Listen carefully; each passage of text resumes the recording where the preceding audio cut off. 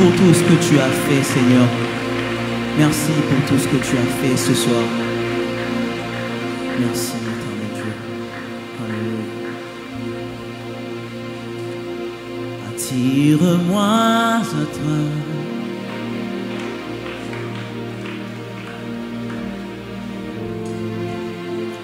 Ne me laisse pas.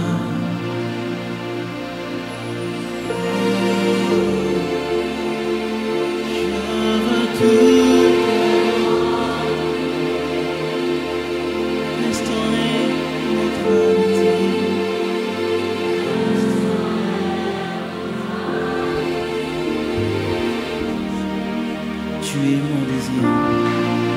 Tu es mon désir.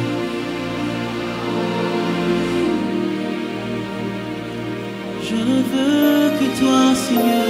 Je ne veux que toi, Seigneur.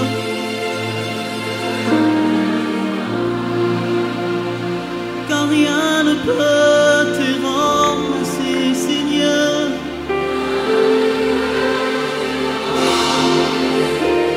Dans tes mains, je suis rassuré.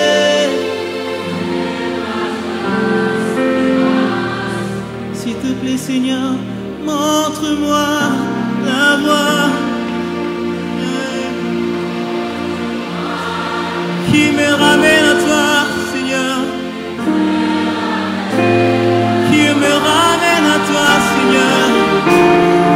Oh, tu es tout.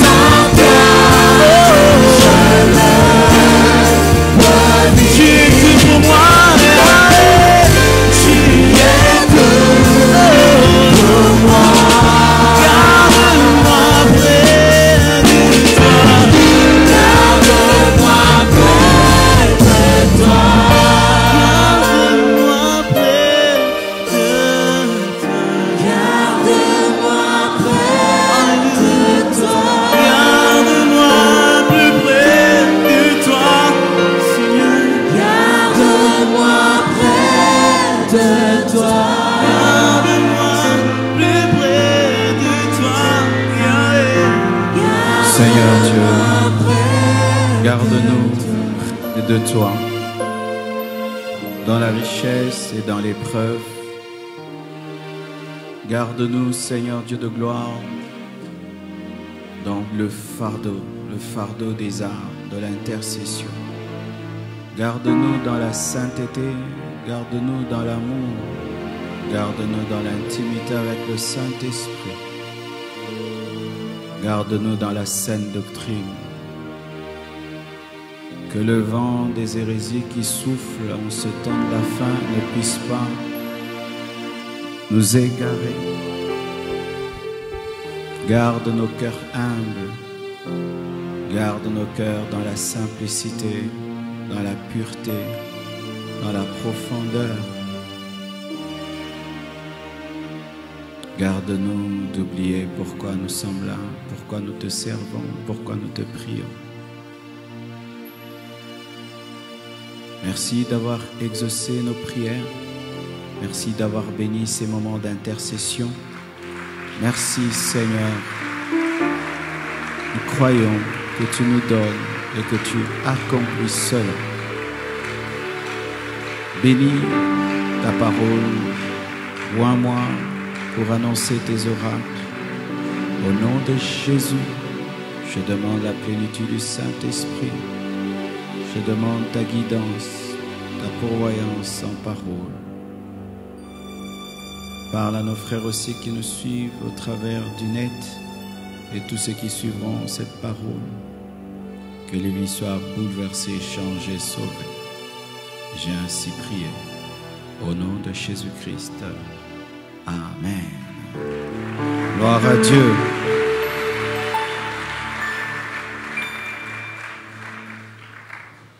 Nous bénissons le Seigneur pour ces moments d'intercession et nous croyons que Dieu nous a exaucés. Amen. Car nous ne parlons pas à une idole, nous parlons à un Dieu vivant qui a des yeux pour voir et des oreilles pour entendre. Je vous salue et bonsoir à chacun de vous.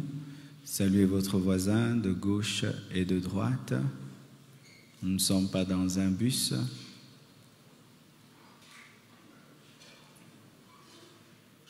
Amen. Nous sommes dans la joie de vous annoncer que le Seigneur nous a accordé une parcelle à Kinkole et nous voulons... Amen. Et nous sommes à la recherche de quelqu'un qui va être pasteur de l'extension de Kinkole. Amen. Vous savez que Kinshasa est en train de grandir vers Maluku et Kinkole. Dans des années qui viennent, ce sera là qu'il y aura Kinshasa. Et nous devons être stratèges déjà d'implanter l'église Compassion là-bas. Et gloire à Dieu, nous on a commencé l'église sans parcelles. Mais nous aurons maintenant des fils qui commencent avec des parcelles achetées. Amen. Donc tu ne feras jamais l'opération achat parcelle. Tu vas commencer directement avec l'opération construction. Donc si Dieu te touche d'être le pasteur de Kinkole,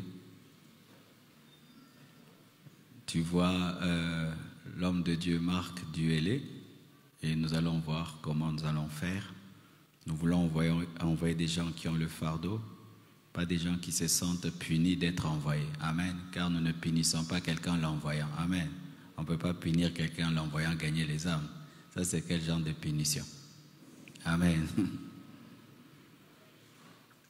Nous allons continuer ce soir la prédication que j'ai entamée le mercredi. Je n'ai pas pu finir. On était dirigé d'une certaine manière. Mais nous allons revenir à cet enseignement important. C'est toujours dans l'évangélisation. Nous sommes en train de nous équiper, de vous équiper sur l'évangélisation, vous donner des arguments pour détruire des arguments, vous donner des armes pour renverser les forteresses, les faux raisonnements, car le ministère a été donné pour le perfectionnement de saints en vue de l'œuvre du ministère et aussi pour amener les pensées captives à l'obéissance à Christ.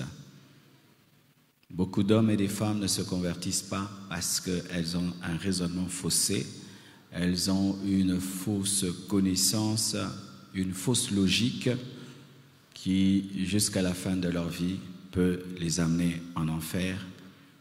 Ces personnes pensent qu'elles réfléchissent bien, alors qu'elles réfléchissent très très mal, et elles peuvent finir ainsi en enfer. Ainsi, le gagneur d'âme doit savoir argumenter par le Saint-Esprit et sous l'onction de l'Esprit. Amen. Nous allons nous tenir debout. Nous allons lire Marc 8, versets 35 à 37. Marc 8, versets 35 à 37. La Bible dit ceci: car celui qui voudra sauver sa vie la perdra, mais celui qui perdra sa vie à cause de moi et de la bonne nouvelle la sauvera. Et que sert-il à un homme de gagner tout le monde s'il perd son âme? Que donnerait un homme en échange de son âme? Que Dieu bénisse sa parole. Nous nous asseyons, s'il vous plaît. Nous sommes en train de parler d'un argument que présentent certaines personnes pour refuser de se convertir. Elles disent que cela va leur coûter très cher. Ce n'est pas qu'elles sont athées, c'est pas qu'elles disent ce n'est pas le temps ou que c'est trop tard ou Dieu est tellement amour qu'il ne peut me jeter en enfer. Ce sont des personnes vraiment qui comprennent très bien ce que Dieu leur demande.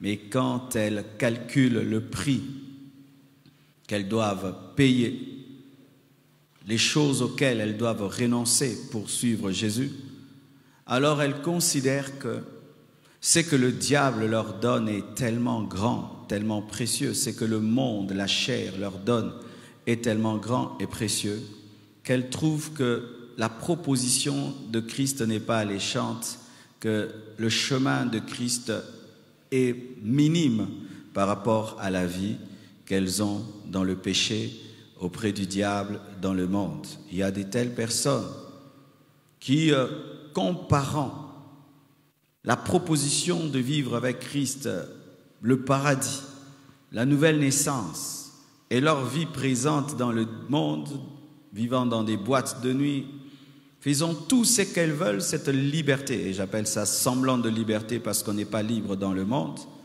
elles trouvent qu'elles sont mieux sans Jésus, elles sont mieux sans Dieu. Et d'autres ont fait des pactes avec le monde des ténèbres. Et se convertir pour elles, c'est perdre beaucoup d'argent, des relations, des avantages, des réseaux, des contacts. D'autres, elles vivent par une relation de péché. Elles vivent par le péché. Et arrêter de pécher pour elles, c'est mourir. Arrêter le péché pour elles, c'est s'appauvrir, c'est perdre leur honneur, leur célébrité. Beaucoup des stars, beaucoup d'hommes élevés, d'hommes publics se retrouvent souvent dans cet argument. Ça va me coûter très cher. Quand j'étais à Paris, j'ai rencontré un jeune garçon. Et quand je l'ai vu, je lui ai dit, mais tu ressembles à tel. Et c'est vrai, il fréquente tellement un musicien de ce monde qu'il a fini par lui ressembler. Et c'est par lui que je me suis rendu compte que ces personnes suivent les prédications, écoutent nos messages et tout. Et je me suis rendu compte que nous sommes tombés dans le piège d'enterrer ces personnes alors qu'elles sont vivantes, alors qu'elles peuvent aussi entendre et être sauvées. C'est pourquoi d'ailleurs, d'ici là, dans 1 ou 2 semaines, je vais commencer une page Facebook seulement pour m'adresser aux hommes publics, aux stars de ce monde, aux hommes élevés dans la politique, dans les finances, que souvent nous oublions, alors que ce sont des créatures de Dieu, pour leur parler de la part de Dieu, afin de les sauver aussi, et leur parler dans leur langage, selon leur réalité. Et ces personnes, mes frères et sœurs, sont des grandes baleines dans le domaine de l'évangélisation, car la baleine contient d'autres poissons. Et lorsque ces personnes se donnent à Christ, souvent leur conversion entraîne d'autres conversions. Jésus-Christ a eu à rencontrer une telle personne. Il s'agit du jeune homme riche. Dans Matthieu 19, versets 21 à 22, la Bible nous dit, Jésus lui dit, « Si tu veux être parfait, va, vends ce que tu possèdes, donne-le aux pauvres, et tu auras un trésor dans le ciel, puis viens et suis-moi. » Après avoir entendu ces paroles, le jeune homme s'en alla tout triste, car il avait des grands biens. Il a trouvé que ce que Christ lui proposait allait lui demander beaucoup, et il a été attristé. Alors qu'avant que Christ ne parle de ses biens, il a manifesté un certain niveau de sanctification, de connaissance des Écritures, car il était religieux. Il avait quand même des qualités. Mais Jésus-Christ, sondant son cœur, a pu comprendre qu'il était attaché à ses biens, qu'il était idolâtre, qu'il était cupide, qu'il était matérialiste. Ce n'est pas que Jésus-Christ demande ça à tout homme riche qui vient à lui de vendre tous ses biens et de les donner aux pauvres pour avoir un héritage au ciel. Mais s'agissant de ce jeune homme adorait son argent, adorait ses biens. Et le seul moyen de le sauver et de le libérer de l'emprise de l'ennemi, c'était de le débarrasser de cela. Pas seulement le jeune homme riche, nous voyons quelqu'un aussi dans la parole de Dieu qui a considéré que le prix à payer était grand. Il s'agit de la femme de Lot. Lot était un grand homme à Sodome et Gomorrhe. La Bible nous dit qu'il était à la porte. Et lorsqu'on parle de la porte dans la Bible, c'est pas s'asseoir à la porte seulement, être la sentinelle de la porte. C'était les personnes qui siègent dans une ville. C'était un grand homme à Sodome et Gomorrhe. Et donc, Lot était un grand homme riche. Car sachez que lorsque il s'est séparé d'Abraham, c'était à cause de la richesse. Son troupeau était devenu grand comme celui d'Abraham, de sorte que ses serviteurs et ceux d'Abraham commençaient à se chamailler et ils devaient se séparer. Et il a amené cette richesse, cette abondance aussi à Sodome et Gomorrhe. Mais lorsque les anges de Dieu viennent pour sortir Lot de là, il devait perdre ce qu'il avait à Sodome et Gomorrhe parce que l'imminence du jugement était grande, qu'il n'y avait pas moyen. Il n'y avait pas moyen de tout prendre. Mais la femme de Lot était attachée aux biens qu'ils avaient à Sodome et Gomorrhe. Elle était attachée et elle a trouvé que le prix que Dieu demandait était trop grand. Bien-aimé, entre la vie et les biens, quelqu'un qui te propose de sauver ta vie et te dit de perdre, que tu perdras tes biens mais tu sauveras ta vie, je ne pense pas que le prix est trop grand parce que ta vie n'a pas de prix. Mais elle a considéré que les biens qu'elle avait à Sodome et Gomorrhe étaient plus importants qu'elle-même. C'est pourquoi elle est devenue une statue de sel. Et quand tu deviens une statue de sel, tu es du sel et donc tu deviens un bien. C'est-à-dire tu deviens matière, matériel. Tu deviens ce que tu as adoré. Vous comprenez cela? Elle était humaine, mais elle a aimé les biens. Et elle est devenue bien, une statue de sel. Ça fait un sac de sel. Est-ce que vous comprenez ce que je dis? Elle a refusé la proposition de Dieu de vivre. Elle a préféré regarder au bien parce qu'elle considérait que le prix à payer était trop grand. Devenir pauvre et vivre. Non, elle a préféré mourir et être riche. Elle était à la fois morte et pauvre. Parce que tous les morts sont pauvres. C'est pourquoi même si tu es millionnaire, quand tu meurs, on dit pauvre, pauvre. Même le milliardaire, on l'appelle pauvre, pauvre, pauvre. Il n'y a pas des riches morts qui sont riches. Tout mort est pauvre, quelle que soit sa richesse. Pas seulement la femme de Lot, il y a aussi Israël. Bien-aimés frères et sœurs, sachez ceci, qu'il y avait parmi les Juifs, certains Juifs qui avaient regretté d'être sortis de l'Égypte. J'aimerais un peu approfondir cela. C'était des esclaves en Égypte.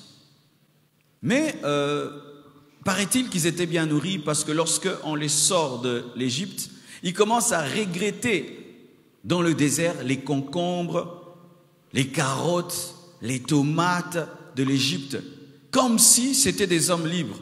Tout d'un coup, ces hommes libres regrettent qu'ils étaient libres et parlent plus de leur alimentation dans la servitude et oublient leur liberté dans le désert. Ils méprisent leur liberté dans le désert et préfèrent leur servitude en train de manger mais être esclaves. C'est ce que souvent certains païens présentent. Ils préfèrent les concombres et les carottes en train de construire des pyramides que manger la manne et la caille en étant libres dans le désert. Préfèrent servir le diable sans joie, sans paix, ayant ses concombres, ayant ses carottes, tout en étant esclaves des démons, des puissants des ténèbres, dormant avec des serpents, ayant des apparitions des démons et tout le reste, mais la voiture, maison griffée, et refusent le désert de la liberté avec une alimentation spirituelle. Et Dieu les a frappés pour cela. Bien-aimés frères et sœurs, sachez que parmi ces païens que vous voyez, il y a des païens qui ont tout compris, mais qui ont peur seulement de payer le prix. Et comme ces commissionnaires des grandes firmes qui sont envoyés pour nous pousser à tout prix à acheter, nous devons leur montrer la valeur de l'évangile, la valeur du salut et le prix du salut. Amen. C'est ce que tu dois faire. Lorsque quelqu'un refuse de lâcher sa vie mondaine pour croire en Jésus-Christ, tu dois lui montrer que la vie qu'il mène et ce prix qu'il considère grand n'est même pas un prix, c'est rien du tout par rapport à ce qui lui est présenté. Tu dois le convaincre et tu dois le pousser à recevoir gratuitement un salut de grand prix. C'est ça, prêcher. C'est ça, évangéliser. Convaincre. Alléluia. Et voici le verset que nous venons de lire, que tu peux aussi présenter à de telles personnes. Marc 8, versets 35 à 37.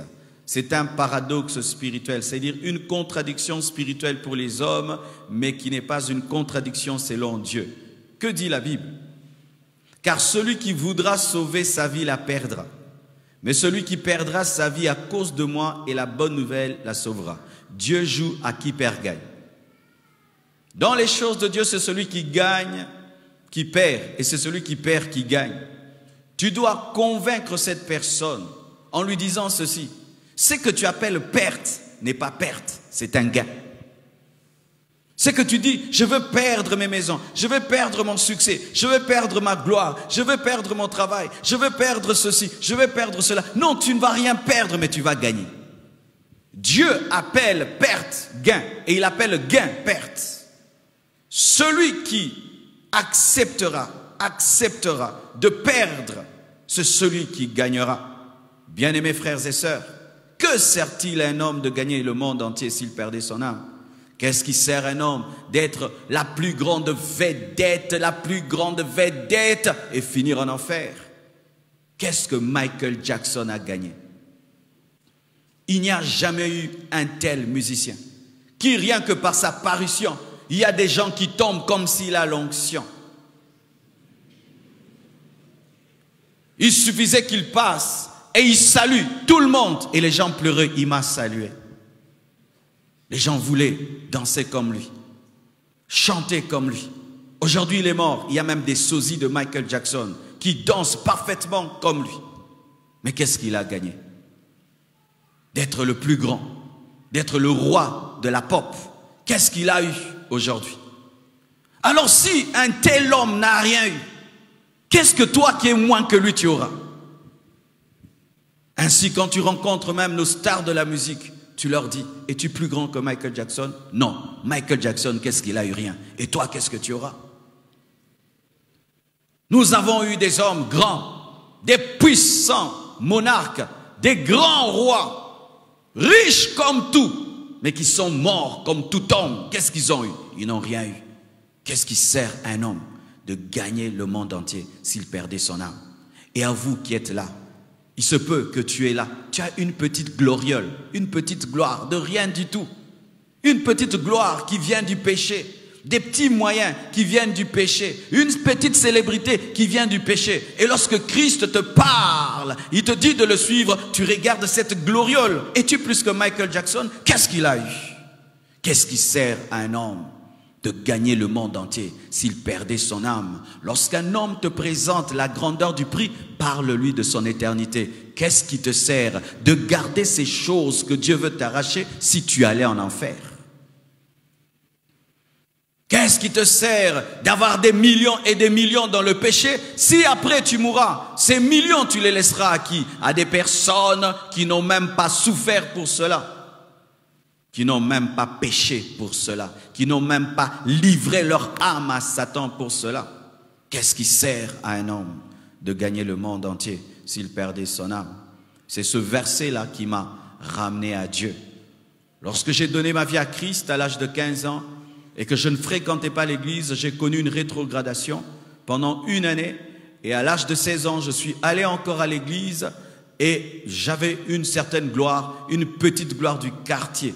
Tu vois, il y a des gens qui sont orgueilleux d'être les stars du quartier, d'une avenue de 100 mètres. J'avais cette gloire, Marcelo, Marcelo, Marcelo, dans le quartier, seulement dans le quartier, même pas l'école, le quartier. Mais quand je dois donner ma vie à Jésus-Christ, je regarde cette petite gloire, je regarde la copine et la voix de Dieu me dit, qu'est-ce qui sert à un homme de gagner le monde entier s'il perdait son âme? Cela ne sert à rien du tout, à rien du tout. De vivre dans le plaisir, dans des fausses joies et des fausses paix, mais tu meurs, tu finis en enfer, cela ne sert à rien. Vaut mieux ne pas être connu, vaut mieux être pauvre et aller au ciel que d'avoir toute la gloire de ce monde et finir en enfer. Alléluia. Dites à ces personnes qui des fois peuvent te recevoir avec un pied sur un autre, prenant un cigare et un whisky à côté et puis une belle voiture. Quand tu lui prêches, tu te dis, qu'est-ce que je lui dirai? Il y a tellement de choses à lui dire, tellement de choses à lui dire. C'est une motte de terre. C'est une motte de terre bien habillée. C'est une motte de terre griffée. C'est une motte de terre parfumée. Ce n'est que de la terre. Tu es poussière, tu retourneras à la poussière, quelle que soit ta célébrité. Qu'est-ce qui sert à un homme de gagner le monde entier s'il perdait son âme? Frères et sœurs, il y a tellement de puissance dans l'évangile qu'il faut libérer l'évangile tel qu'il est. Et quand même une personne peut faire semblant comme si elle n'est pas touchée, mes frères, il y a de la puissance dans la parole. Comment je suis revenu à Dieu? Frères et sœurs, avec ma petite gloire, tu danses, et le quartier, les filles et tout, tu t'habilles un peu bien et tu te prends pour...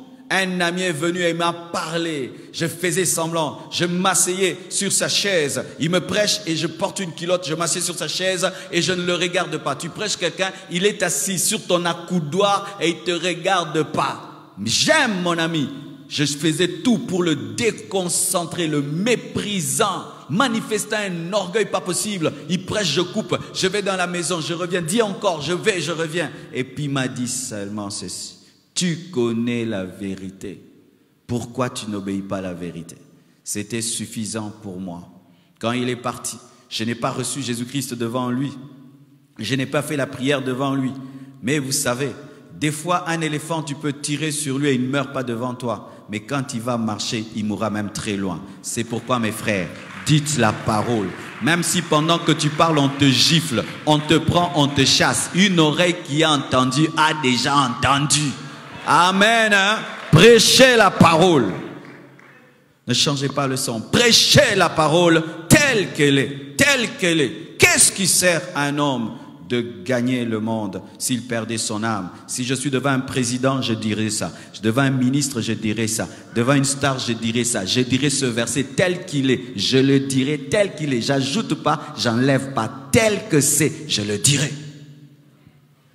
Le problème des chrétiens, lorsqu'ils ont l'opportunité de dire ces choses à certaines oreilles, tu commences à changer. Dieu est avec toi, Dieu va te bénir, tu vois tes ennemis. Oh, oh, oh, oh.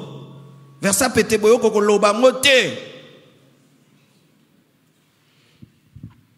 Un bon buteur se prépare à un but.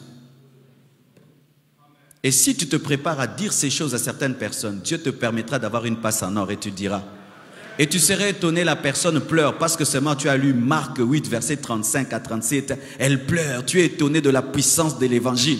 Mes frères, lorsque vous avez l'opportunité de parler à de telles personnes, prenez la Bible et amenez dans l'éternité, car ils peuvent maîtriser la terre, mais le ciel, ils ne comprennent rien. Il peut maîtriser, il a des gardes du corps, il a tout ici sur la terre. Mais si maintenant tu lui parles de l'après la mort, de l'après la vie, de l'après, là il ne maîtrise pas. Parce que là-bas, il n'y a pas des fans, là-bas, il n'y a pas des j'aime, là-bas, il n'y a pas 1 million d'abonnés sur Facebook. Là, tu ne sais pas.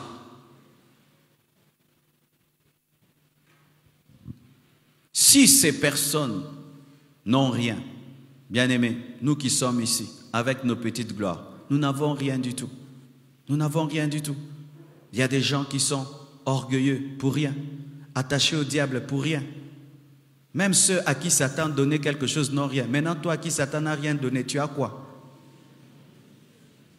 Même ceux à qui Satan a donné la célébrité, la gloire là, dont on parle, Cannes et festival ceci, qui sont les tops, ils n'ont rien. Mais toi maintenant à qui Satan n'a rien donné, tu n'as rien mon frère, tu n'as rien, tu t'attaches à lui, pourquoi? Il ne t'a rien donné, parce que ceux même à qui il a donné quelque chose, il a donné que le vent. Alléluia. Apprenez à parler ainsi, amen hein?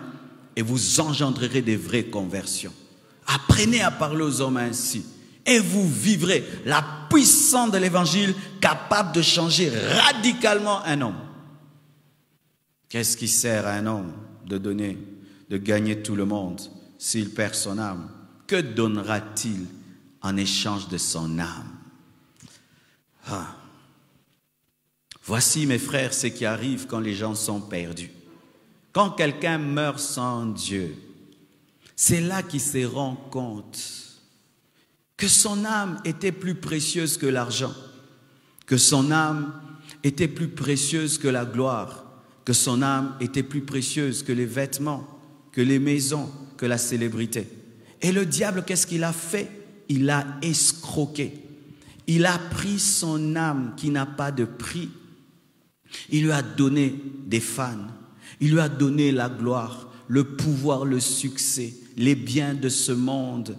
Des choses qui ont un prix, des choses périssables, des choses qui peuvent brûler, des choses qu'on n'emporte pas dans l'éternité. Il leur donne cela et il prend l'âme.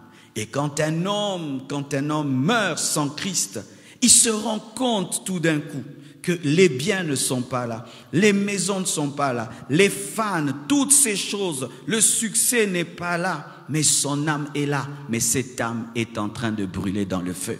Et là maintenant, la personne se concentre enfin, mais en retard sur son âme et dit, que ferais-je pour sauver mon âme? Tu l'aurais fait quand tu étais vivant, lorsque ce jeune garçon t'avait parlé de Jésus.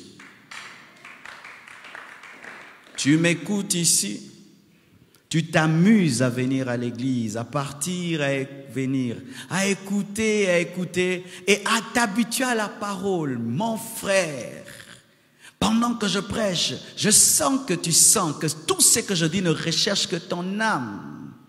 Et tu fais échapper ton âme à ce message. Tu es venu seulement prier. Tu es venu seulement prier. Moi, j'étais venu prier. Moi, je n'étais pas allé changer.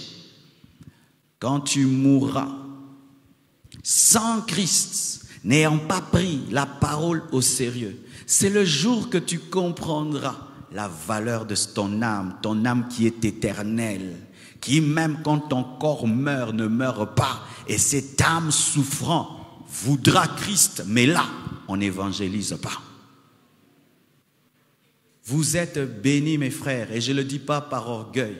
Il y a des églises dans lesquelles pendant toute une année, tu n'entendras jamais un message de repentance. Tu n'entendras jamais te pousser aux choses essentielles. Tu entendras que des choses superficielles. Mais ici, presque tous les jours, le filet est jeté. Toujours jeté. Et toi, tu n'entres jamais dans le filet. Mon frère, tu regretteras. Et tu regretteras amèrement. Que fera un homme en échange de son âme?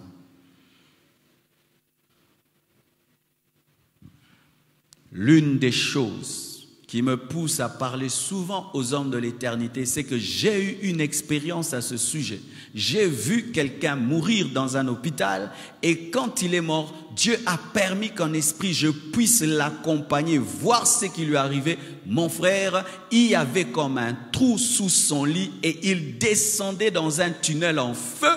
Et son âme parlait, et son âme criait, j'entendais, qui arrêtera cette course? Qui arrêtera cette course? Qui arrêtera? Il voulait s'arrêter, mais c'était une puissance, comme un aimant qui ne faisait que l'attirer. Qui? Au-delà de tout, mes frères, les biens de ce monde, tout cela, tout est bien. Ce sont des bénédictions que Dieu peut donner. Mais sachez ceci. Votre âme n'a pas de prix. Et chaque fois que le diable viendra te proposer une chose en échange de ton âme, c'est toujours une escroquerie. Toujours une escroquerie. On ne vend pas ce qui n'a pas de prix. 10 ans de succès, donne-moi ton âme. 10 ans de succès n'équivalent pas à ton âme. Comme certains acceptent pendant 30 ans de servir le diable, lui qui devait mourir à 80 ans, tu vois, il meurt à 50 ans et après, il finit dans le feu. Si ici, tu as fait un pacte avec le diable, ici, tu as des fétiches, ici, tu es dans la sorcellerie, ici, tu es dans la magie, tu as des contrats avec Satan, sache qu'on t'a escroqué. Le diable t'a roulé dans la farine car tu lui as vendu ce qu'il ne peut acheter. Et qu'est-ce qu'il te donne en retour? L'intelligence à l'école. Il te donne en retour quoi? Le succès sur les femmes, la force physique. Il te donne en retour quoi? Un pouvoir de domination. Il te donne en retour quoi? Un poste où on te paye 3000 $. Tu as vendu ton âme pour si peu. Pour si peu, tu sers le diable. Pour si peu.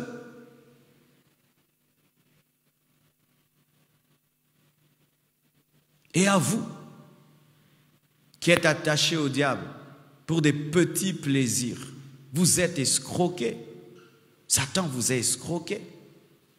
Un plaisir de quelques minutes t'amène dans une souffrance éternelle. Quelle escroquerie! Un plaisir de quelques minutes t'amène dans un feu éternel. Mais quelle escroquerie! Vous vous attachez à du plaisir, à de la musique, à des péchés qui vous donnent un semblant de paix et de joie momentané, passager, pour finir dans le feu éternellement. Mais on vous a escroqué, sérieusement escroqué. Toutes les personnes qui meurent sans Christ, quand elles finissent dans le feu, elles se disent toujours ceci: je suis venu ici pour si peu. Pour si peu. Pour si peu, je finis ici. Mais comment j'ai pu me donner à si peu? Mais réfléchis un peu. Ce péché que tu n'arrêtes pas, mais c'est si peu. C'est si peu. Mais les gens nous présentent comme si le péché c'est quelque chose de grave. Mais non, c'est si peu.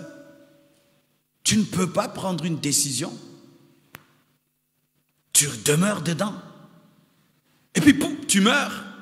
Et puis, Dieu te dit, allez, venez. Les menteurs, venez. Tu es là, rien que pour ta langue, ta bouche. Tu finis en enfer. La bouche, tu ne peux pas la fermer. Mais non, ne riez pas. Parce que la Bible dit que les menteurs n'hériteront pas le royaume de Dieu. Le mensonge, l'argent, les papiers. Pour l'argent, tu vas en enfer. L'argent, des billets de banque, faits avec du papier, qui ne peuvent t'acheter que des maisons, des voitures, des habits. Et quoi encore que ça peut t'acheter? Ça ne t'achète même pas la santé, ça ne t'achète même pas la longévité. Et pour ça, tu finis dans le feu. Et tu es dans le feu pour ça. Pour une femme, pour un homme. Tu vas dans le feu pour un homme, pour une femme. Et vous retrouvez vous deux dans le feu. Ce sont parmi des réflexions qui m'ont transformé. Et qui jusqu'aujourd'hui, chaque fois que je suis tenté, je méprise la tentation. Je méprise la tentation. Quelle tentation peut égaler le poids de la gloire de Dieu dans ma vie, la gloire qui m'attend au ciel, la couronne que je suis en train de recevoir en servant Dieu? Qu'est-ce que Satan peut me proposer d'extraordinaire? Qu'est-ce qu'il peut me proposer d'extraordinaire? Une femme, de l'argent, du pouvoir? Rien. Frères et sœurs, les gens pêchent. Les gens pêchent parce qu'ils ne savent pas faire la balance. Ce sont des enfants. Frères et sœurs, est-ce que tu peux donner le diamant pour le bois? Est-ce que tu peux donner le diamant pour la boue? Mais c'est ce que vous faites. Lorsque vous hypothéquez votre éternité, mais pour les choses de ce monde.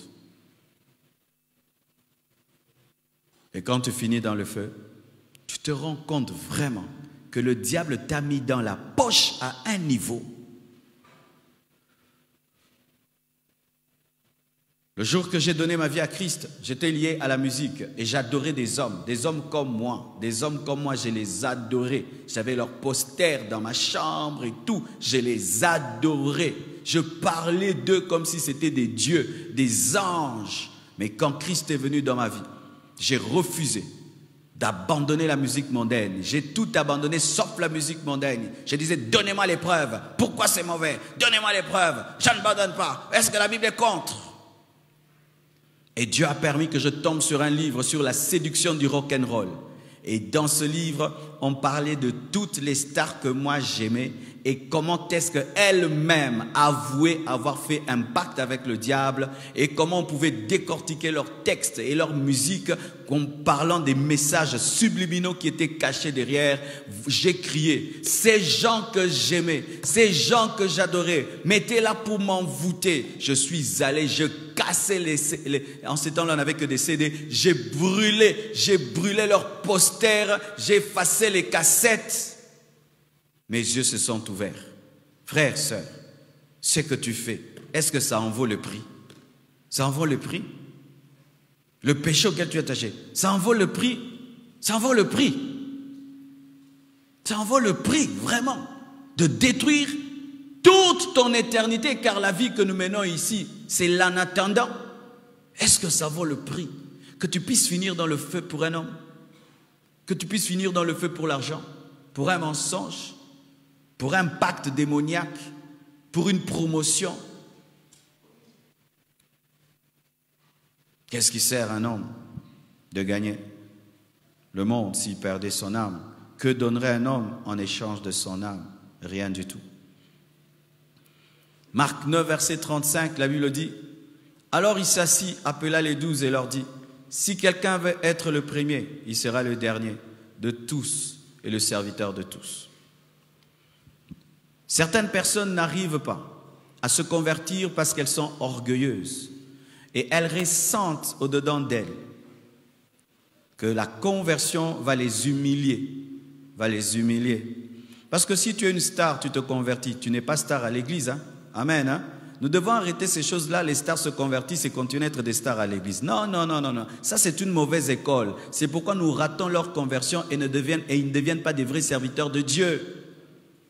Quand tu étais star dans le monde, tu te convertis. Tu n'es pas star à l'église. Tu es un frère comme nous. Alléluia. Tu es un frère comme nous. Tu dois torchonner. Tu balayes comme nous. Tu vas à l'école des membres. Tu fais les affermissements. Tu fais la cure d'âme, la délivrance. Tu fais l'école de ministère. Amen. Comme tout le monde. Et il y a des gens qui ne supportent pas cela. Les personnes élevées refusent de se convertir parce que Dieu leur demande d'être dernières pour être premières. Elles sont habituées à être premières. Et certains ici, dans le monde, vous étiez très honorés, très respectés. Et chaque fois que l'Esprit de Dieu vous pousse à une certaine profondeur, vous la refusez parce que vous sentez que l'Esprit veut vous amener à être dernier pour être premier. C'est ainsi que vous ratez le plan de Dieu dans votre vie. Le grand Paul, pendant un temps, devait se soumettre à un Ananias qui n'avait pas sa connaissance. Ananias n'a pas été connu, mais cet homme a prié pour que Paul voie. Alléluia. C'est pourquoi je vous demande, mes frères, vous qui refusez les écoles, les formations qui sont données dans l'église par orgueil, vous passez à côté du plan de Dieu dans vos vies. Tu refuses de faire les affermissements, tu refuses les enseignements de baptême, tu refuses d'aller à l'école du ministère, tu refuses tout ce qui peut t'humilier, tu le refuses. C'est un symptôme d'une conversion ratée, Quand un bébé naît, il accepte qu'on lui donne les couches, il accepte le biberon, mais nous avons des bébés qui veulent le whisky. Oui, des bébés qui veulent le whisky. Des bébés qui parlent et qui disent déjà à maman ce qu'ils veulent manger. Un enfant qui naît et qui parle déjà. Il est converti, mais déjà il veut vous parler de son encadrement, comment il faut qu'on l'encadre. Ça, c'est quel genre de bébé qui dit que non, je ne supporte pas ça, car j'ai vu ça dans beaucoup d'églises et ces personnes ne sont jamais devenues spirituelles. Jamais, jamais, jamais. Bien-aimé, l'un des secrets dans la vie chrétienne, accepte le moule. Accepte le moule. Si tu veux sortir du moule, tu auras toujours un problème de brisement en toi, car tout ce qui refuse la formation sera déformé. Et toute déformation amène quoi? Une infirmité. Et toute infirmité fera que tu auras un défaut qui ne fera pas que tu sois comme Christ. Pourquoi tu te sens toujours supérieur aux autres? Pourquoi tu te sens supérieur aux autres? Tu es gonflé. Tu es gonflé. Tu es gonflé, tu es un gonflé. Et tu es gonflé pourquoi? Dis-nous un peu, explique-nous un peu, qu'on puisse aussi te comprendre un peu comment tu es si gonflé. Dis-nous un peu. Parce que je vous assure, je suis ici, je vous regarde, personne ne brille comme le soleil, sauf ceux qui sont sous la lumière. Oui, mes frères, tu n'es pas terrible. Tu n'es pas terrible. Tu es normal. Je ne suis pas ébloui par toi. Nous sommes des humains. Mais qu'est-ce qui arrive maintenant? Lorsque ces personnes entendent l'évangile et sentent « Ah, Christ va m'amener à l'humilité », alors je refuse. Brise son orgueil. Amen. Hein? Et dis-lui que l'humilité amène la gloire. Que le chemin de Dieu, c'est celui qui recule qui avance. C'est celui qui descend qui monte. Alléluia. Et sachez qu'un bon nageur aime d'abord bondir sur le tremplin afin de descendre pour monter. Et un homme qui comprend Dieu accepte de descendre pour monter. Toute personne qui rencontre Christ descend d'abord. Descends d'abord. Jésus est descendu pour monter. Toi aussi tu dois descendre. Tu dois descendre. Est-ce que tu es déjà descendu? Converti, mais jamais il n'est descendu. Je ne dis pas que Christ t'appauvrira toujours. Non, c'est ça, c'est pas vrai. Il y a des gens qui gardent le standard de leur richesse, mais Dieu quand même le brise. Dieu le brise. Il suit la formation. Tu as 50 ans, mais tu suis la formation. Un frère de 20 ans t'enseigne. Dis amen, amen. Agenouille-toi, tu t'agenouilles. Reçois l'onction, tu tombes. Parle en langue. Yeka bababa. Et il y a des gens comme ça qui veulent pas ça. Ah, mais c'est quoi ça? C'est comme ça que dans certaines églises, il y a les VIP. À l'église, il n'y a pas de VIP. À l'église, il n'y a pas de VIP. À l'église, il n'y a pas de VIP. À l'église, il n'y a pas de VIP. À l'église, il n'y a pas de VIP. Est-ce que dans nos familles, il y a des VIP? Oracle VIP par rapport à Choukani? Mais à l'église, il y a des VIP. Vous pensez que dans l'église primitive, il y avait des VIP? D'ailleurs, la Bible dit, pourquoi vous méprisez les pauvres dans vos églises? Il y avait des épîtres rien que par rapport au VIP, parce que l'esprit de VIP voulait même venir dans l'église primitive. Parmi les apôtres, il y avait un VIP. Les seuls VIP qui existaient parmi les apôtres, c'étaient les plus spirituels. Pierre, Jacques et Jean sont montés à la montagne de la transfiguration, non pas à cause de leur rang social, mais à cause de leur intimité. Les VIP en Christ, ce sont les intimes. Il a une telle intimité avec Dieu que Dieu vous fait sentir que il y a danger. Na profondeur. Il a dit à moi je parle face à face. Vous qui êtes vous? C'était quoi? L'intimité. Mais maintenant on a des VIP sociaux. Kasi to kabo l'église. Koto yo mandala la koto yo toche la bino sikoyo ba tapis rouge na ba climatisation na ba parfum. Donne-moi l'amen. Quand tu veux prendre l'avion, si tu as un business class, un billet business class, quand vous arrivez, on dit business class. Alors tous les business class, on se met d'un côté. Et puis vous entrez. Vous, c'est plus vite que les autres. Vous, c'est différent. Le temps que l'avion ne puisse venir, on vous met dans un salon terrible là. Vous êtes dans la climatisation, vous mangez. Et les noms business class sont normaux. Et il y a des gens qui pensent aussi qu'à l'église, il y a des business class. Bozana bisika pona bato kanisa biso te. Yo zanan. Soko longo église oyo, kende ba église mususu ngana ko pengola yo te.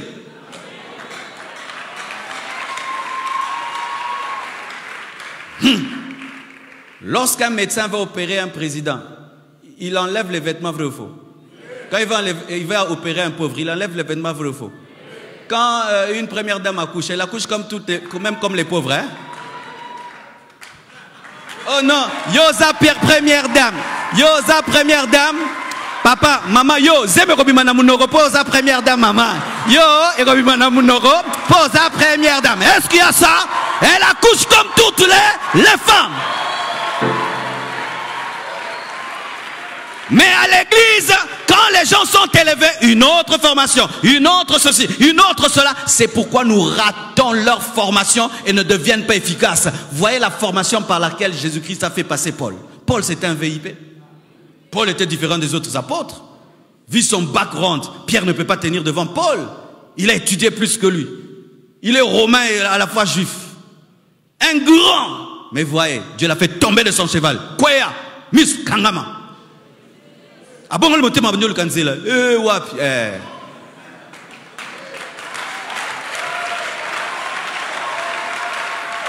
Mais Pierre, quand il s'est converti, Jésus lui a pas fait ça. Mais il a senti que le travail en Paul était grand, l'orgueil était grand. Il devait le faire tomber de son cheval, fermer ses yeux, le rendre dépendant. Pourquoi? Parce qu'il était très autoritaire. Il devait chercher le chemin. Et il fallait que quelqu'un de faible puisse prier pour lui.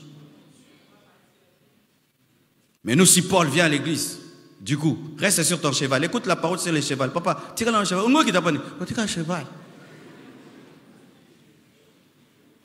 Il a des péchés, on ne s'occupe pas de ses péchés. Des responsabilités avec ses péchés, des responsabilités. Ah non, ah non, ah non, ah non, non. Si tu ne vas pas donner, ne donne pas. Frères et sœurs, pourquoi je te parle ainsi? Car si tu as pitié d'un malade, tu le tueras. Si tu as pitié d'un malade, tu le tueras. Si tu as peur d'un malade, tu le tueras. Si tu as trop compassion d'un malade, tu le tueras. C'est pourquoi les personnes très proches ne se soignent pas elles-mêmes, n'est-ce pas? Ne se soignent pas entre elles. Il y a un frère de l'église qui a failli me tuer. J'avais un problème avec ma dent.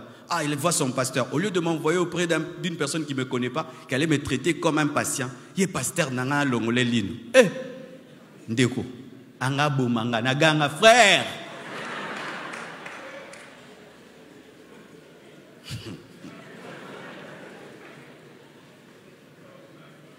C'est pourquoi lorsque tu sens que tu es en train de gagner une âme, mais tu sens que tu commences à la craindre, tu sens que tu commences à être trop attaché de sorte que tu ne l'aies pas confié à quelqu'un d'autre. Fais toujours ça.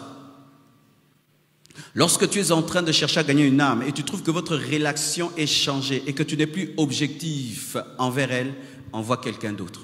Envoie toujours quelqu'un d'autre. Pourquoi? Parce que tu risques de la tuer. Parce que tu vas devenir tolérant, compréhensif et tu ne vas pas dire la vérité parce que tu as peur de blesser. C'est ainsi qu'un médecin, même si c'est un grand médecin, quand c'est un membre de famille, il dit non, je ne te soigne pas, va chez mon ami. Lui, il pourrait être dur avec toi. Amen. Moi, je voudrais tellement bien faire que je vais mal faire. Amen. Oh là. C'est bon, je vais terminer ici. Dans Jean 12, versets 24 à 25, la Bible dit ceci. En vérité, je vous l'ai dit, si le grain de blé qui est tombé en terre ne meurt, il reste seul. Mais s'il meurt, il porte beaucoup de fruits. Celui qui aime sa vie la perdra. Et celui qui hait sa vie dans ce monde la conservera pour la vie éternelle. Je relis ce passage important. En vérité, je vous l'ai dit, si le grain de blé qui est tombé ne meurt, en terre ne meurt, il reste seul. Mais s'il meurt, il porte beaucoup de fruits. Celui qui aime sa vie la perdra. Et celui qui hait sa vie dans ce monde la conservera pour la vie éternelle. Jésus-Christ nous présente un principe. La vie vient par la mort. Et celui qui refuse de mourir ne vivra pas. Et il nous donne un exemple de botanique parlant de l'agriculture. Lorsque le semeur sème une graine, il désire ardemment que cette graine puisse mourir, car la vie qui est contenue dans la graine a besoin de putréfaction pour donner un arbre. Et pendant que la graine est en train de pourrir dans la terre, on croirait que le cultivateur a perdu, alors que lui sait qu'il va gagner toute une grande moisson. pareil aussi.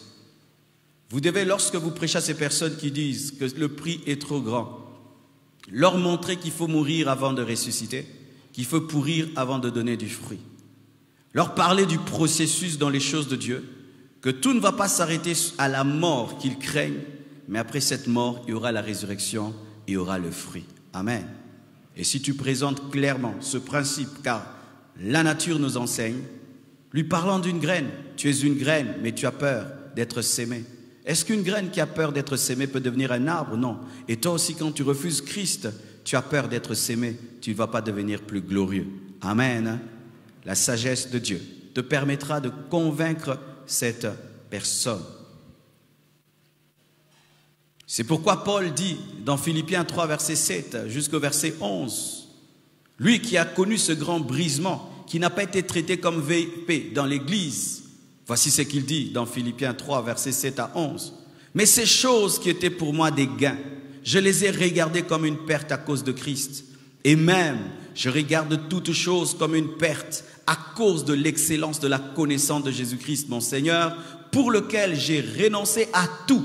Et je les regarde comme de la boue afin de gagner Christ et d'être trouvé en lui, non avec ma justice, celle qui vient de la loi, mais avec celle qui s'obtient par la foi en Christ, la justice qui vient de Dieu par la foi, afin de connaître Christ et la puissance de sa résurrection et la communion de ses souffrances en devenant conforme à lui dans sa mort pour parvenir, si je puis, à la résurrection d'entre les morts. Acclamons cette parole. Oh, acclamons, acclamons, acclamons cette forte déclaration d'amour. Oh, Paul a payé un grand prix. Il était persécuteur de l'Église. Il avait l'honneur dans le judaïsme. Il avait été formé dans l'une des plus grandes écoles du judaïsme auprès de Gamaliel. Mais ce Paul doit renoncer à cette connaissance, croire en Jésus-Christ, briser, humilier. Mais qu'est-ce qu'il dit? Ces choses qui étaient pour moi des gains, je les ai regardées comme une perte à cause de Christ. Ça veut dire quoi? Si tu permets à cette personne d'entendre le vrai évangile, elle fera ce poème de Paul. Elle dira toutes ces choses sont rien. Dans le monde j'étais ceci, le diable m'avait donné cela, mais Jésus-Christ est plus que tout cela. Et rien que la connaissance de Christ dépasse les biens. Car Paul ne parle même pas des biens qu'il a eu en Christ, il parle seulement de la connaissance. Oh, Shekare Basaya. Connaître Jésus, c'est plus qu'avoir $1 milliard. C'est ce que Paul veut dire. Connaître Jésus, c'est plus qu'être une star. Connaître l'excellence de la connaissance. C'est-à-dire que la connaissance de Christ, c'est plus que la mathématique, plus que toute technologie, plus que tout savant. Celui qui connaît Christ est plus intelligent que le plus grand savant qui ne connaît pas Christ. C'est ce que Paul dit. Mais Paul était un théologien. Paul était un grand dans la théologie. Paul maîtrisait l'Ancien Testament. Paul n'était pas n'importe qui. Il provenait des plus grandes universités de son temps. Mais il dit que tout cela n'est que boue face à la connaissance de Christ. Pourquoi? L'église primitive avait des bonnes bases. Quand un homme se convertissait, il rencontrait l'évangile pur. Et il pouvait renoncer à tout, rien que pour la connaissance, sans même qu'on parle de la gloire, du succès, de l'onction, des miracles et de toutes les bénédictions. Rien que connaître Christ était tellement excellent. Oh, Rebo Shanda la Baba. Et la chose qu'il poursuivait, c'est quoi? Ressusciter d'entre les morts. C'était ça la vision de Paul. Ressusciter d'entre les morts. Ressusciter d'entre les morts. Ressusciter d'entre les morts. Car il y a la résurrection des morts et la résurrection d'entre les morts. Voici. Il ne faut pas ressusciter des morts, c'est dangereux. Il faut ressusciter d'entre les morts. Quand on dit d'entre les morts, c'est dire que tu laisses d'autres.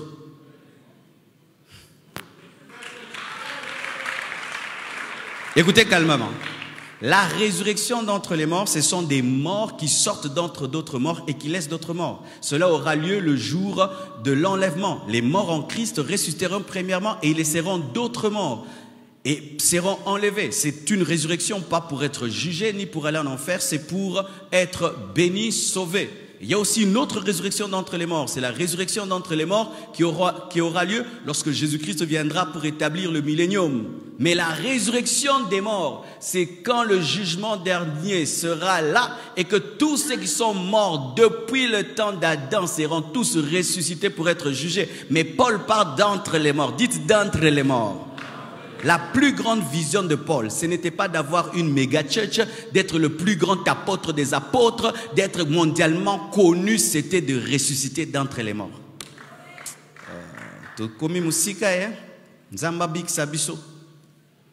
Est-ce que les chrétiens vous poursuivez seulement résurrection d'entre les morts? Le grand Paul, vision, ressusciter d'entre les morts. C'était ça la vision de Paul. Vision, quelle est ta vision? Pape Merco. Quelle est ta vision? Je dois me marier. Non, ça ce sont les bonbons et les biscuits qu'on mange dans l'avion pour atterrir. Richesse, abondance, ce sont les biscuits. Mais Paul poursuivait la résurrection d'entre les morts. Voici une chose que nous devons savoir, mes frères. Lorsque une personne dit le prix que Jésus-Christ me demande de payer est trop grand.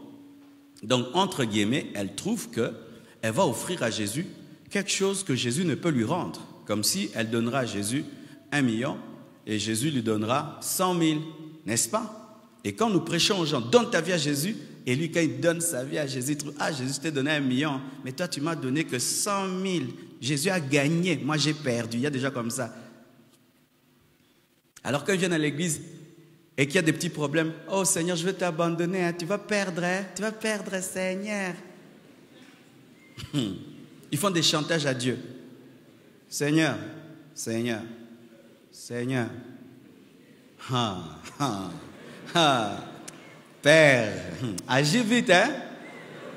Parce que quand je vais me fâcher, je vais rentrer dans le monde. Tout que Dieu va dire, oh. Écoutez ceci. Entre nous et Jésus, qui a porté les péchés de l'autre? Ok. Jésus a porté tes péchés et il est mort à ta place, n'est-ce pas? Alors pour équilibrer la balance, qu'est-ce qu'il faut faire? Il faut que toi aussi tu portes les péchés de Jésus-Christ, comme ça c'est égalité. Comme maintenant Jésus ne pêche jamais, tu porteras quel péché?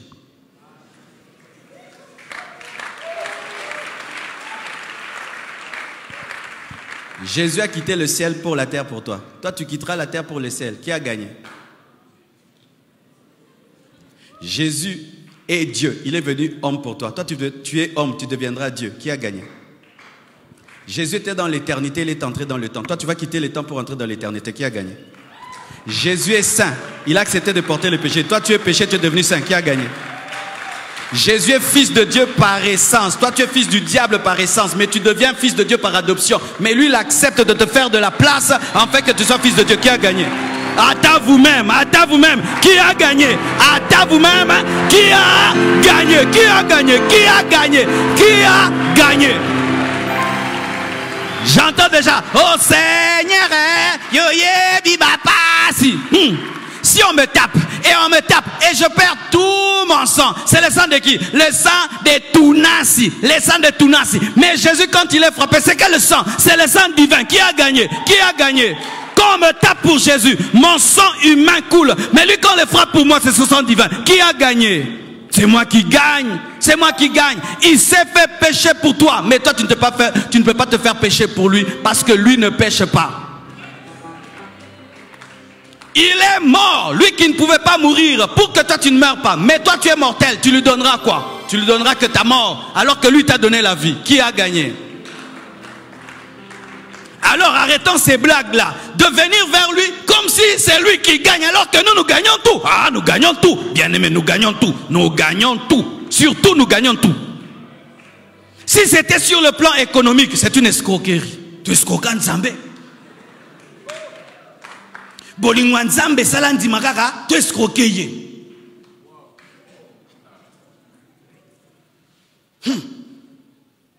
Tu m'insultes et tu m'insultes, je te donne mon fils. Frère, tu es mon ennemi, je meurs pour toi. Je te donne ce que toi-même tu ne peux t'offrir et j'y veille. Et tu veux dire que le fait que toi, tu arrêtes avec un mari d'autrui, tu viens à Jésus, tu lui as fait une grâce terrible, alors que lui a quitté la présence du Père, venir sur la terre, entrer dans le ventre d'une femme, naître parmi des animaux pour toi, et tu dis que toi tu as fait des grandes choses pour lui.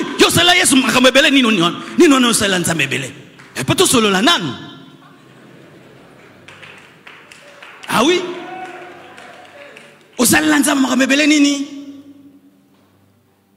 Il y a culte, je prends 10 $, je mets dans les paniers. Hein? Et puis je dis, 10 $. Lui, il t'a donné un sang qui n'a pas de prix. Il t'a donné un salut gratuit. Mais si tu devais payer, qu'est-ce que tu paierais? C'était tellement cher qu'il fallait qu'il le donne. Give me a man, I preach you now. Vous voyez ce que les grands milliardaires font. Ils vont chercher un vaccin dans des laboratoires qui coûtent très cher. Ils engagent des hommes très intelligents et ça coûte 1 milliard. Mais quand ils voient l'Afrique, ils vous donnent. Pourquoi? Parce que si vous deviez acheter, vous allez mourir. Alors ils vous donnent. C'est ce que Dieu a fait. Il nous a donné parce que c'est inachetable. Mais ce n'est pas parce qu'il ne met pas le prix que ça ne coûte pas cher. C'est trop cher pour qu'on mette un prix. Quand on vous dit salut gratuit, ce n'est pas parce que ça ne coûte pas cher, c'est trop cher. Je vais te prouver. En Israël, quand un homme péchait, il devait offrir un animal. Depuis que tu es sur cette terre, si pour chaque péché, tu devais offrir un animal, ici, il y aurait plein de bœufs, plein. Mais regarde quand tu pêches, Père, au nom de Jésus, pardonne-moi, que le sang de Jésus me lave. Mais quand le sang de Jésus te lave, il fallait que ce soit un animal. Mais comme le sang des animaux ne faisait que couvrir sans ôter, Dieu a envoyé son propre sang. Mais ce sang-là, il n'a pas de prix. Quand nous prêchons, le salut est gratuit. Ce n'est pas que le salut n'a pas de prix. Il est trop cher. C'est pourquoi il est offert.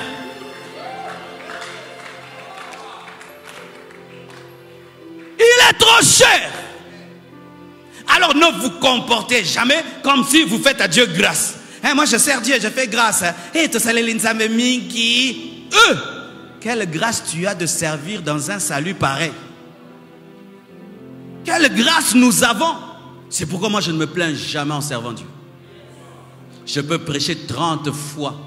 Je prêche. Même si j'ai mal. Lui il a eu mal pour moi. Alors qu'il ne le méritait pas.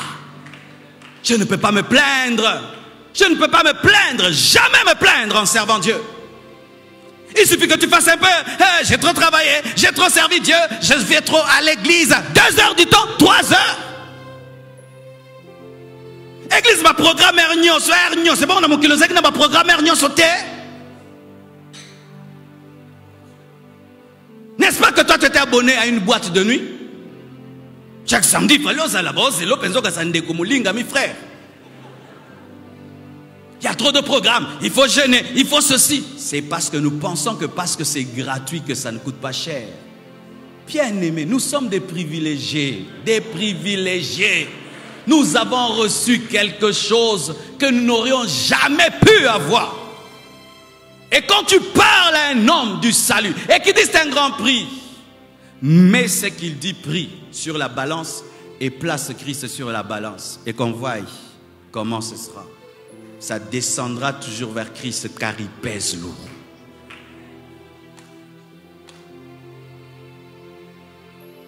Jésus, Dieu est mort. Tu sais même que les anges étaient étonnés. Depuis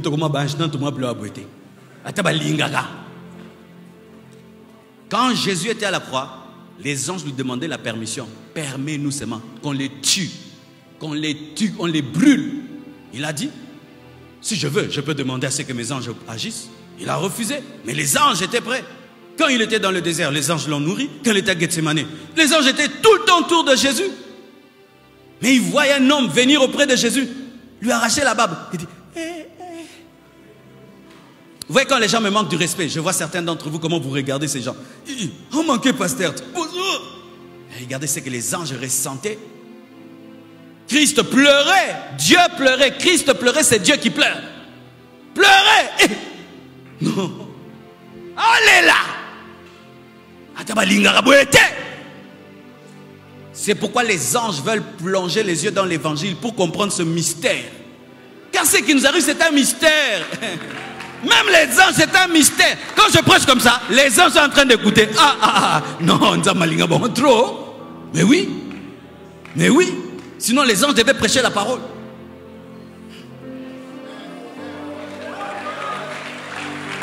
Nous sommes un mystère. C'est-à-dire Dieu a aimé des gens qu'on ne peut pas aimer.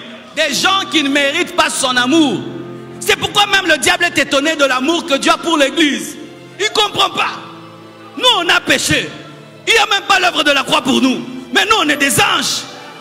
Mais eux, regarde ce qu'ils te font, ces gens-ci, de la terre. Comment tu peux les aimer comme ça? Et nous, Dieu nous fait grâce. Oh, je sers trop Dieu. Moi, j'ai trop souffert pour Dieu. Tu as souffert pour Dieu? Tu as souffert pour Dieu? Quelle souffrance? Par rapport à ces souffrances. C'est pourquoi quand Jésus est mort, la terre a tremblé. La terre a tremblé, elle a dit, non, non, non. Dieu, on a enterré Dieu. Le soleil a caché son visage. Il a refusé de regarder. Les ténèbres sont entrées dans la vie. Le soleil dit, non, t'as biloko aboité. Non, t'as biloko aboité. Non, t'as la biloko aboité. Sa mort a poussé les saints à sortir des tombeaux. Sortir des tombeaux. Sortir des tombeaux. Il a fait tout ça pour qui? Pour toi. Et tu te plains. Et tu penses que tu fais beaucoup pour Dieu. Beaucoup pour Dieu. Beaucoup pour Dieu. Même quand nous mourrons pour Dieu, ce n'est rien. Même quand tu meurs pour Dieu, tu dois mourir avec joie. Tu as trouvé grâce de mourir pour une grande cause. Parce qu'il y a des gens qui meurent pour des causes politiques. Ils meurent pour la politique. Ils meurent parce que pour une nation, pour un pays, et il est fier de cela. Sa famille est fière. Des gens se bombardent comme kamikazes pour une cause et leur famille est fière. Mais les chrétiens, s'ils souffrent un peu, et je souffre beaucoup. Nous ne souffrons pas. Nous avons le privilège de participer à quelque chose de grand. Et lorsque quelqu'un veut s'opposer, tu dis, frère, si tu pouvais savoir comment tu rates l'opportunité d'entrer dans la plus grande cause au monde.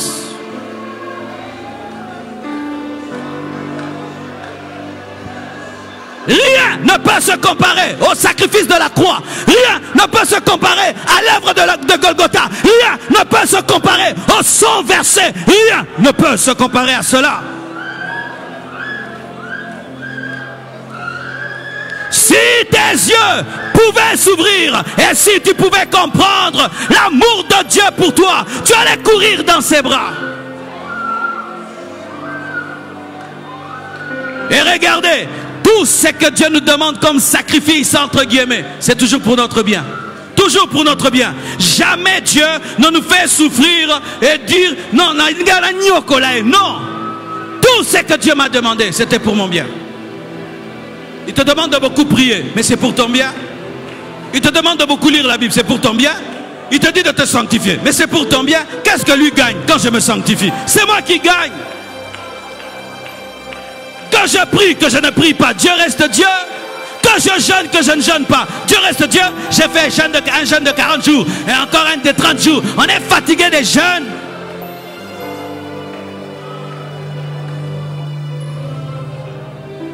C'est pourquoi, quand tu comprends les choses spirituellement, nous sommes des endettés. Des endettés. Car lorsque quelqu'un fait pour toi, c'est que tu ne peux lui rendre. Tu es un endetté.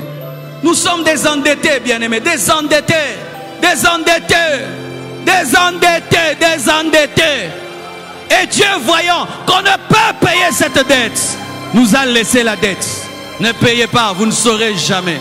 Mais n'oublie jamais qu'on a fait pour toi, c'est que tu ne peux rendre. Tu ne peux rendre cela. Tu ne peux rendre cela. Si tu décidais même de mourir sur une croix pour rendre à Jésus ce qu'il a fait, ça ne peut pas arriver parce que toi tu n'es pas Dieu mort. Tu n'es pas Dieu. Lui il est mort, Dieu. Si tu veux lui rendre, sois Dieu. Totalement Dieu, meurt. mais tu ne peux le rendre. Lui, il est mort sans péché. Toi, tu as des péchés.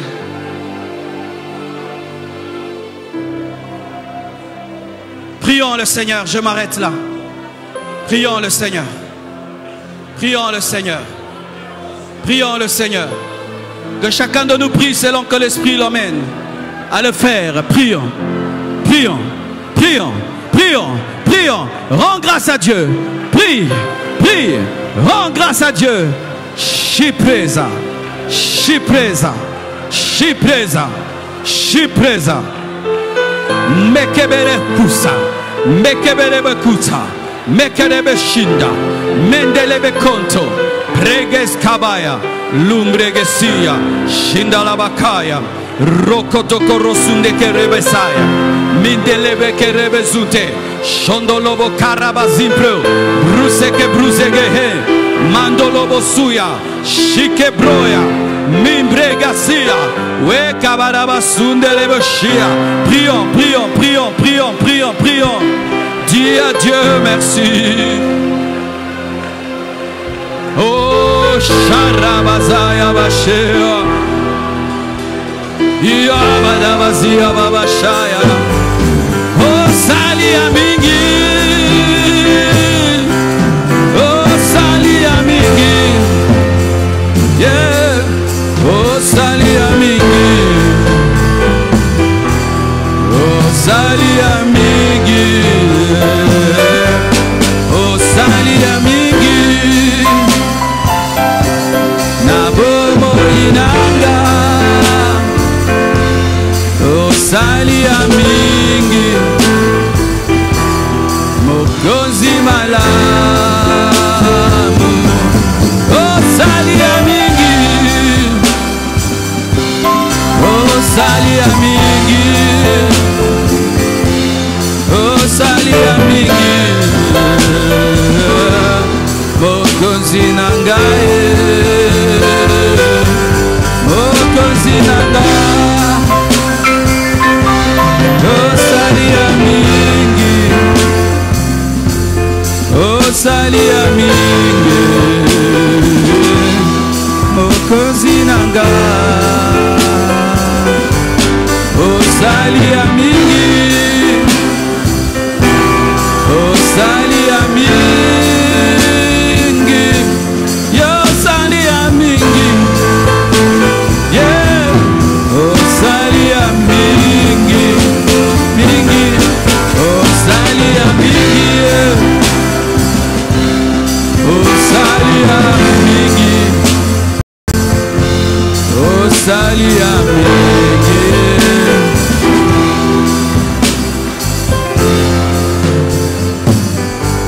Nakoki kozongisa te, nakoki kofuta te, nakoki kozongisa te.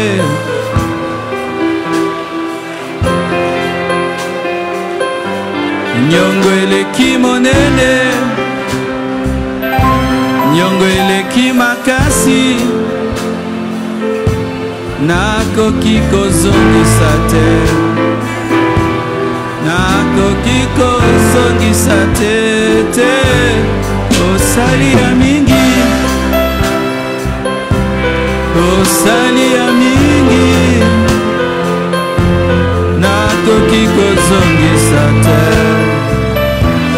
nakoki te, te. Nyongo eleki monene,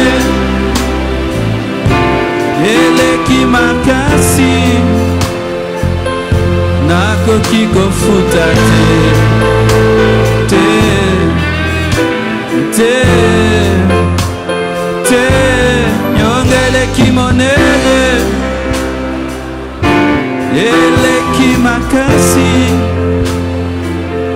nakoki kofuta te, te, te. Nyongo eleki makasi, nyongo eleki monene, nakoki kofuta te, te, te osalia mingi, osalia mingi, osalia mingi, ya mingi na kokiko futa te nyongo eleki makasi nyongo eleki bonde, nyongo eleki bonde, nyongo eleki bonde, na kokiko futa te, na kokiko futa te, oh nyongo eleki bonde,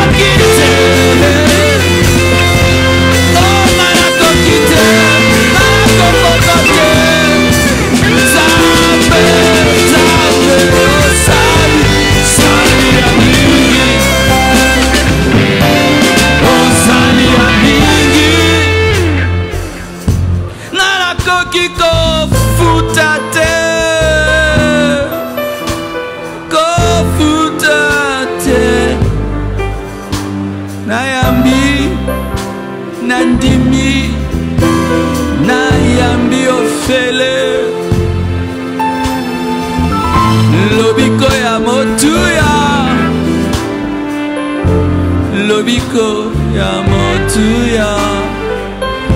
Oh, je t'aime, je t'aime, je t'aime, je t'aime, Jésus. Oh, je t'aime, je t'aime, je t'aime, Jésus.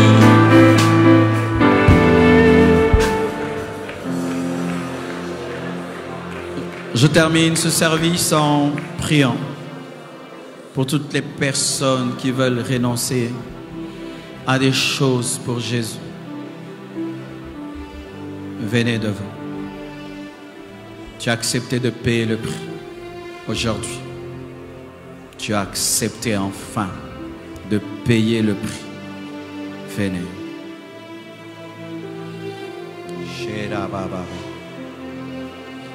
Oh, oh, oh, oh, yeah,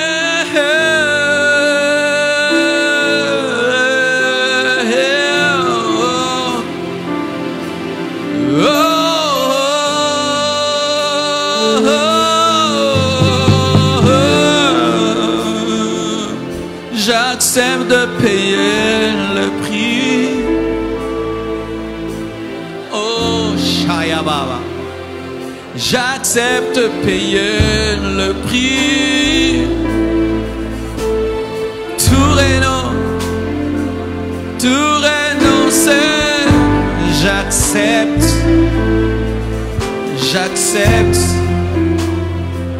J'accepte de payer le prix, tout sacrifier, tout donner, j'accepte de payer le prix,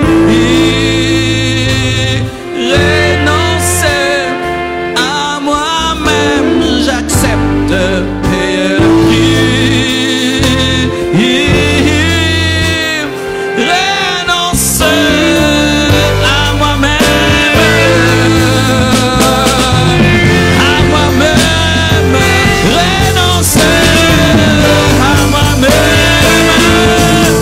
Yeah.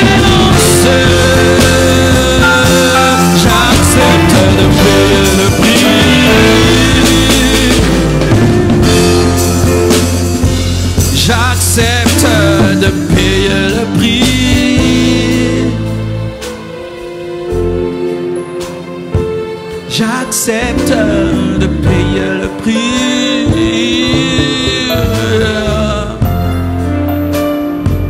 Renoncer à moi-même, abandonner tous mes péchés, tout sacrifier à la croix. J'accepte, j'accepte, j'accepte de payer le prix.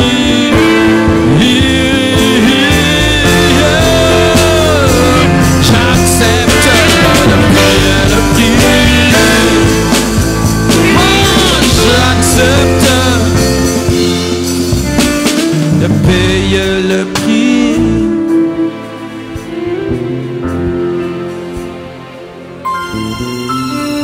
De payer le prix.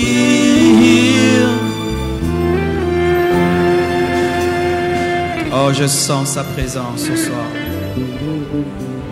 Je sens son amour. Je sens son onction. Il est près de nous ce soir. Les vies sont en train d'être bouleversées ce soir. Les vies sont en train d'être changées ce soir. Je vous l'assure. Je ne veux pas te prêter une prière ce soir. Je crois que Dieu peut t'exaucer toi-même. Alors fais ta prière. Fais ta prière. Je ne vais pas te prêter une prière ce soir. J'accepte de payer le prix.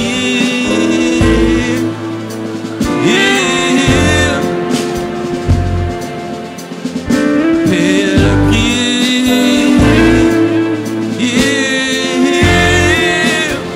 J'accepte de payer le prix.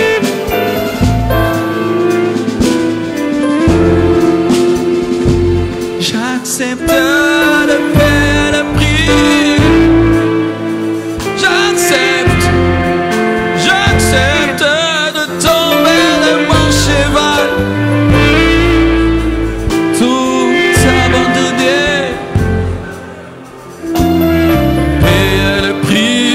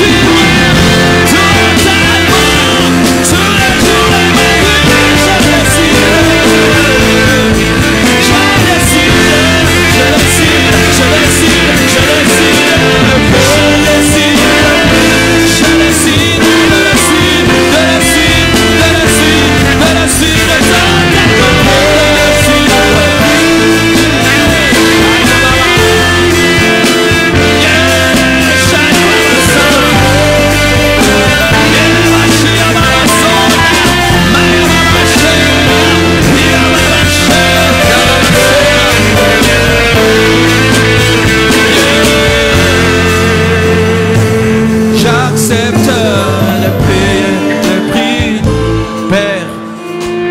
Merci pour ta parole ce soir. Je te rends grâce pour ces vies touchées par ta parole. Merci de nous équiper pour gagner les hommes à toi. Mais merci de nous transformer nous-mêmes. Merci de nous avoir fait comprendre aujourd'hui que c'est toi qui as tout donné, Seigneur. Et nous avons tout gagné. Que toute la gloire te revienne et que le malin ne vole pas ce message. J'ai ainsi prié au nom de Jésus. Amen. Que Dieu vous bénisse abondamment.